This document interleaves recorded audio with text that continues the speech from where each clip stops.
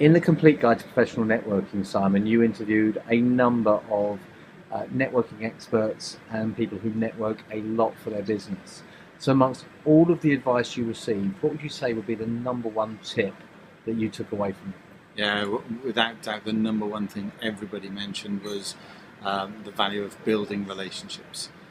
It's not just about connecting, it's not just about collecting business cards or attending events, and it's building relationships, doing that with the people that you know as well as the people you don't know, and doing that in a partially systemized way, but also with real intent and real care in terms of what you're trying to achieve and how you're trying to help the people in your network. So if they know that that's your intent, is to help them, then that's a major step forward in terms of building relationships. And as I say, everybody I interviewed, whether they were experts online or people that build networks just offline through their business connections at conferences and events, for them the number one thing was relationships.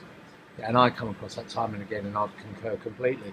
But what I find with a lot of my clients is that they lack the time to build relationships. They're not that willing to invest time in it. They find that an issue. You wrote a book all about mastering time. Yeah. So what would you say? How can you get around that? Well, I do a lot of mentoring for people who are sort of at that point in their career where they want to change direction, and inevitably they've left it too late. So you've probably heard of the phrase, don't dig your well when you need some water. And it's the same with networking. If you know that there are some people that you'd like to build great relationships with, then prioritize it. The number one skill in mastering time is prioritizing. But you need to know why. So that's where I always start with my clients, is why. Why would you want to network?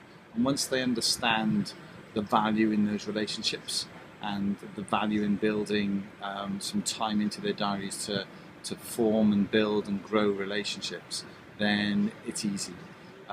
Because it's not about, in the moment deciding whether you've got 3 meetings and which one you should go to. It's about how is this contributing to the development of your whole plan. So it's just a case of prioritising. Great stuff. Thanks, Simon. Okay.